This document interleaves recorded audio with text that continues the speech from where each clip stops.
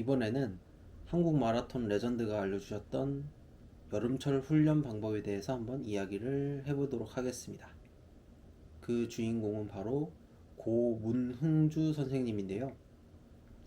문흥주 선생님께서는 1974년도 한국 신기록, 마라톤 한국 신기록을 세우신 분입니다. 굉장히 대단한 분이시죠. 그래서 74년도에 신기록을 세우시고 이 신기록은 10년 동안 깨지지가 않았어요. 그 정도로 대단한 기록을 세우셨던 분이고요. 이렇게 대단하신 분을 제가 어떻게 알게 됐냐면요. 2018년도에 국제평화 마라톤에 나갔었는데 제가 그때 5km 2등을 하고 들어왔어요. 들어와서 앉아서 쉬고 있는데 그 당시 제 나이가 28살이니까 아무래도 또 젊은 친구가 또 목에 그 시상 대기 목걸이를 걸고 있으니까 기특해 보였겠죠. 그래서 문흥주 선생님께서 다가오셔가지고 자네 내가 누군지 아는가? 이렇게 여쭤보시더라고요.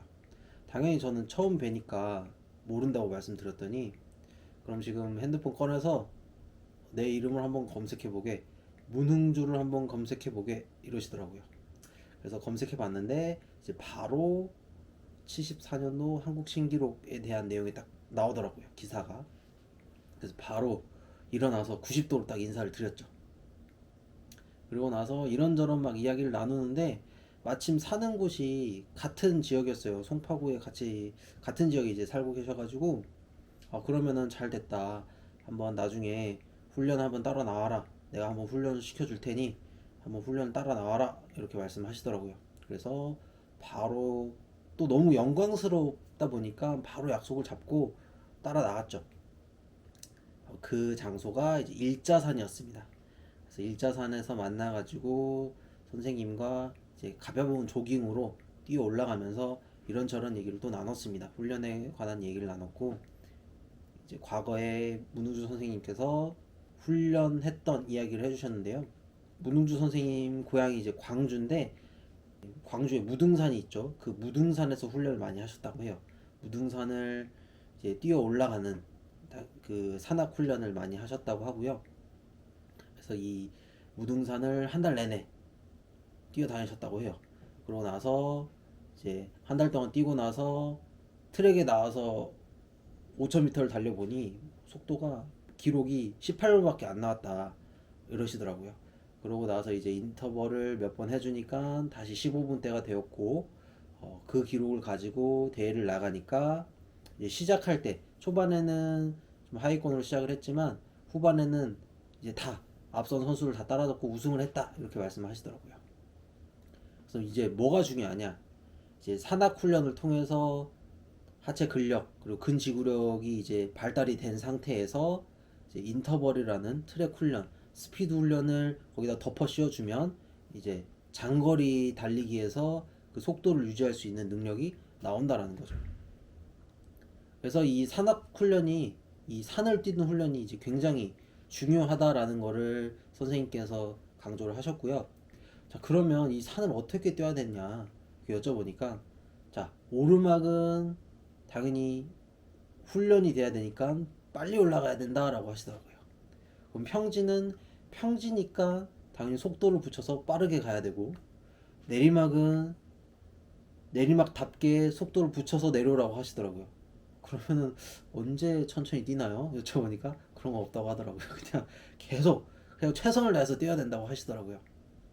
그래서 이렇게 여름철에 산을 뛰어주면 앞서 말씀드린 것처럼 기본적으로 산을 뛰면 근력 강화, 지구력 강화에 도움이 많이 되지만 여름에는 사실 뛰기가 많이 힘들잖아요. 햇빛 때문에 너무 더워서 뛰기가 어려운데, 그래서 그럴 때는 산을 뛰는 게 좋다라는 거죠. 산은 아무래도 그늘이 져 있기 때문에 똑같은 낮 시간대, 해가 떠 있는 시간대에 달리더라도 훨씬 더 낮은 기온에서 달릴 수가 있어서 달리기 훨씬 더 적합한 환경이고, 그리고 지형지물, 오르락 내리락이 있기 때문에 훈련 효과도 훨씬 커집니다. 그래서 산을 뛰는 게 굉장히 중요하고요. 당연히 산이 아무리 좋다 그래서 산만 뛴다 그래서 잘 뛰는 건 아니겠죠. 선생님께서 말씀해 주신 것처럼 산을 통해서 모든 베이스를 만들어 놓고 그 다음에 스피드 훈련을 통해서 스피드, 장거리 능력을 완성시켜 줘야 된다는 겁니다. 그리고 훈련 방식에 대해서는 선생님께서는 뭐 오르막은 오르막이니까 빨리 달리고 평지는 평지니까 빨리 달리고 내리막은 내리막이니까 빨리 달리고 이렇게 이제 농담 반 진담 반으로 말씀해 주셨지만 그냥 자유롭게 선택을 해주시면 될 것 같아요. 일단 산은 천천히만 뛰셔도 충분한 효과가 있습니다. 천천히 뛰어도 어떻게든지 효과를 볼 수 있기 때문에 천천히 뛰시는 것도 좋고요. 컨디션이 좋다 그러면 오르막은 빠르게 올라가고 또 평지나 내리막은 좀 천천히 회복을 하면서 오르막을 인터벌식으로 올라가 주셔도 되고, 아니면 오르막과 평지는 빨리 올라가고 또 내리막 같은 경우에는 무릎에 또 무리가 많이 갈 수 있기 때문에 내리막만 조금 천천히 내려가는 식으로 약간 업다운을 만들어 가면서 달려주시는 것도 충분히 효과를 볼 수가 있습니다.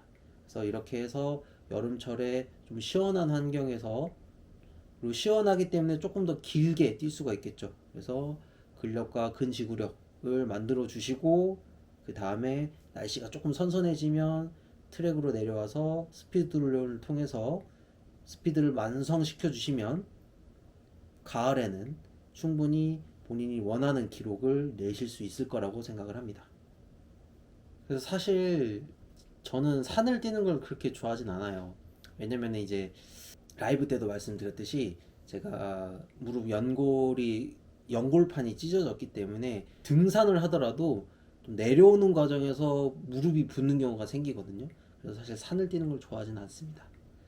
하지만 그래도 적어도 여름철에는 어느 정도 산을 좀 띄워주려고 하는 편이에요. 또 무릎에 테이핑을 하고 하면 어느 정도 충격 완화가 되기 때문에 이렇게 좀 테이핑을 해서라도 무릎을 조금 단단하게 잡아놓고 가끔이라도 좀 산을 달리려고 해요.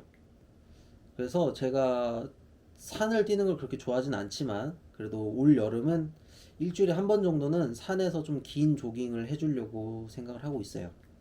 아무래도 더위를 또 많이 타기 때문에 억지로 그냥 햇빛을 받으면서 억지로 뛰기보다는 좀 현명하게 그늘진 산에서 이렇게 좀 긴 조깅을 뛰어서 좀 지구력을 좀 유지를 해보려고 합니다.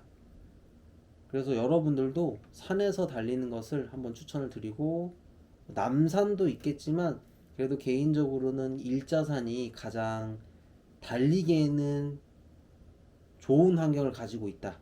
아무래도 어느 정도 높낮이도 그렇게 막 심하지도 않고 아스팔트가 아닌 완전 산이기, 말 그대로 산이기 때문에 흙길이라서 충격 흡수도 되고 충분히 달리기 좋은 코스다라고 이렇게 말씀드리고 싶고요. 또 남산 같은 경우는 산은 산이지만 아스팔트이기 때문에 분명히 관절에 무리가 많이 가요.